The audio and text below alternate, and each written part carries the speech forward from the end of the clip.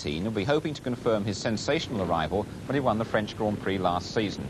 Your commentators are Peter Clifford and Chris Carter. 1 minute to go. The one sign's been given. This is when the butterflies in the tummy start really giving these riders some problems. The last few anxious thoughts, because as soon as the lights have changed to green and they're away, they've got no time to worry about anything but the track, the racing, their position and their rivals. A reminder, Mario Radmayer, bike number 29, in pole position, breaking the lap record to go to the front of the grid. Alongside him, number 1, Carlos Zavallo, 30 seconds to go. Ivan Palazzesi, the 22-year-old Venezuelan, he's on the front row of the grid. The 19-year-old British boy, Alan Carter, he's there on bike number 14. And number 31, the American Wayne Rainey, who took a tumble yesterday. There's the traffic lights, there's the red lights on now. They'll change to green in just a moment, and this 28-lap race will be underway. All eyes on those traffic lights.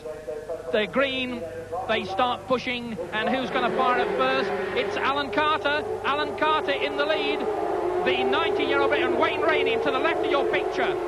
Very, very slow to start because, of course, this Californian knows very, very little about push starting. Back in the United States, it's all clutch start, and it looks as though Alan Carter is leading, going into the first corner. The hold back there. And it's last year's winner, Frenchman Jean-Francois Bourdais, in second place. But it looks as though somebody might have fallen on the first, several people down on the first corner. Chaos on the first corner. You can see what a slippery track it is. There's the replay of the first, and there you see a couple of fallers. Could it be Christian Saron, maybe? Cito Pons and Terry Rapico crashing. Of course, on the Gauloise. So Cito Pons in the red leathers. Yeah. I think it's actually Roland Fremont. I beg your pardon. Roland Fremont and Terry Rapico. Okay, we'll try and identify that. Roland Fremont, we think, in the red leathers, over the finishing line at the end of the first lap. Alan Carter in the lead. And look at this. It's a 5-man dice, 6-man dice abreast as they come into the first corner. And whether they're all going to stay on 2 wheels remains to be seen. None of them have got the racing line. Well, what a dramatic moment there. And Christian Saron was the man who came out best of that little lot. Number 2, Christian Saron of France. He's climbed up several places. He's in there. Alan Carter with 0.7 of a second lead as they went over the finishing line, but it looks as though they're catching up, and Mario Radmayer at the moment down in 20th place. And here they come now, 5 laps completed. Alan Carter in the lead. Cito Pons in second place, and Pons is definitely closing. Cito Pons, bike number 33. Pons, who missed the first day of practice here because his bike was late arriving from the United States after his Daytona ride in Florida, and Pons will pull out of the slipstream as he does. Cito Pons going for the lead, and Cito Pons is out in front. Alan Carter is relegated to second spot. And they come round to complete lap 6. There's the order: Carter, Pons, Saron, Herway, Guillaume and Fernandez. It's not, it's the other way round. The lead change too quick for the caption man. Cito Pons out in front, as we can see, sneaking through on the inside, and Alan Carter loses another place. Alan Carter is down to 3rd place. Suddenly the 2 men have gone ahead of him, and that's in the form of Cito Pons and Christian Saron. And you can see the big puddles, and another so close on the inside, goodness gracious me. And that was Patrick Fernandez, I think.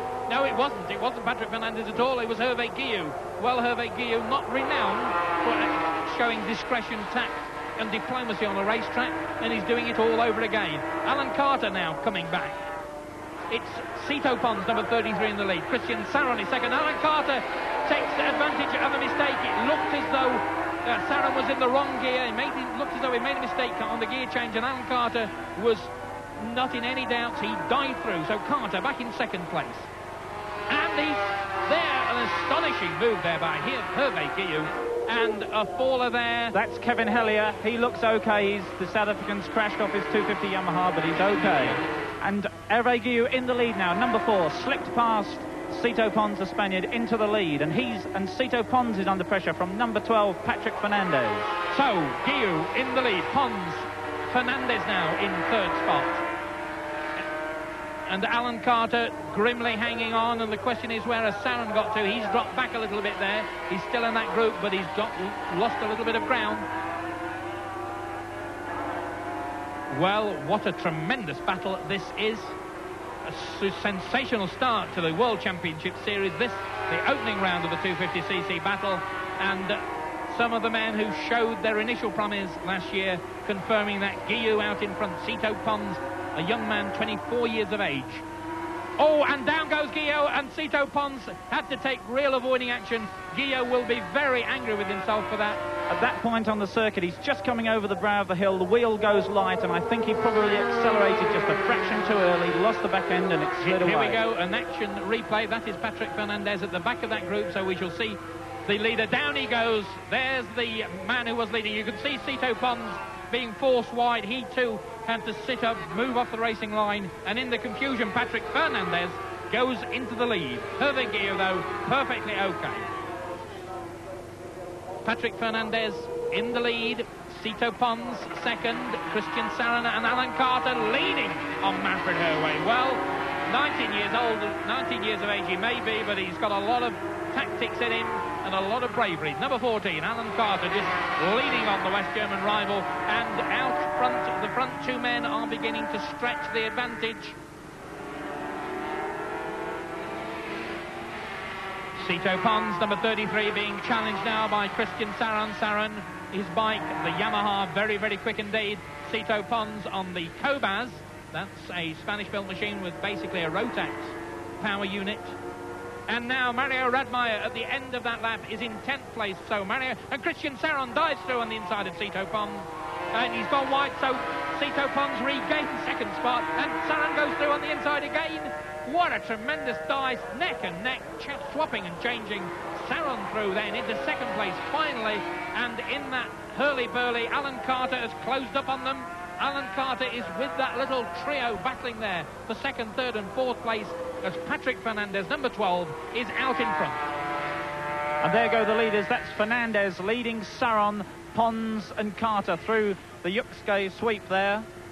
So the leaders now beginning to close on the tail enders, the halfway stage of the race. That's Christian Saron, who's in second spot. Fernandez is first, and Cito Pons about to be challenged, is he, by Alan Carter. Alan Carter bobbing and weaving, showing his front wheel on the left side of the bike, on the right side of the bike, putting the pressure, the mental pressure, as well as the physical pressure on the Spanish rival. And the leaders now beginning to close up on the tail enders. This is where somebody can seize the chance if a rider's balked. Mario Radmeyer 9th, Wayne Rainey is 10th, and Carlos Lovato, the world champion, 14th at the moment. This man, though, number 12, Patrick Fernandez, leads it. You can see Saron has closed. As I said, it's the tail enders that make life difficult, and Fernandez looks over his shoulder, and Chas Mortimer moves over. He'll probably give a hand signal in a minute. He's an English gentleman of the finest sort. Fernandez, though, on the inside, holds off the challenge from Saron. 12, Fernandez leads from 2, Saron. That's the end of the 15th lap. 13 more to go.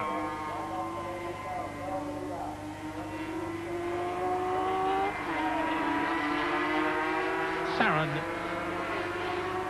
and Fernandez again being balked. Saron looking, as the track dries out, Saron looks more and more and more a race winner. If I'm going to put my money on anybody, Peter Clifford, I think I'm going to put it on Christian Saron at this stage. He's there in second place and looking very comfortable. Yes, when it comes to a last lap do, I think Saron's the man to stretch the limit a little bit further than Patrick Fernandez. Well, we're far from a last lap dash, of course. 13 more laps to go. Fernandez looking for the right line. What, they go one side? Well, a bit of an education there for Ronan Schultz as one lead, and Saron's in the lead. Christian Saron goes ahead. Fernandez in second place. Cito Pons is third. Alan Carter still fourth, as they weave their way through these tail enders, while certainly these slow men, who are certainly riding at their very best, making life awkward for the front men. Yes, that moment's confusion allowed Pons and Carter to catch up again, so Alan has once more got to get a good toe down this straight, because his machine seems the slower of the four. So the front four men again absolutely side by side. There's the new race leader, Christian Saron. Number 12, Patrick Fernandez.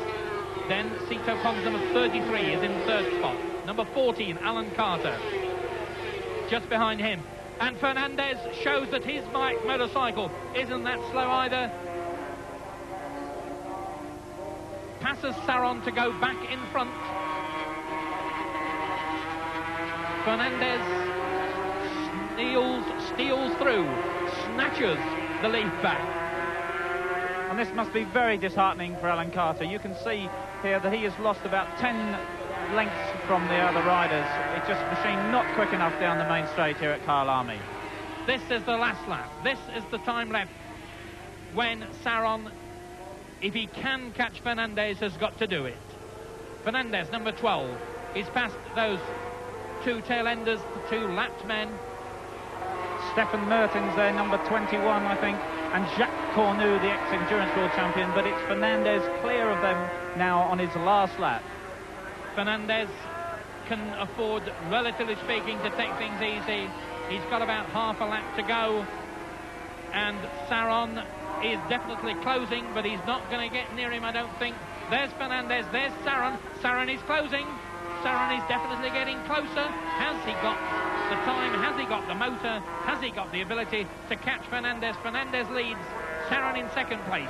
He's getting closer and closer, and Alan Carter at the moment running in 10th place. Looks as though he's going to get one World Championship point. Patrick Fernandez looks over his shoulder. Christian Saron winds up the wick. Fernandez gets down behind the perspex screen. They're in the kink now. There's just a sprint to the flag, and Fernandez is going to do it, I'm sure. Patrick Fernandez is going to win. Christian Saron will take second place. And in third spot, a very fine third, number 33, Cito Pons. A tremendous race. Patrick Fernandez then very, very pleased, and with good reason. A fine victory. Second, Christian Saron. Third, Cito Pons. Patrick Fernandez on his Yamaha, first for France. Christian Saron, another Frenchman, also on a Yamaha, and Cito Pons making it a clean sweep.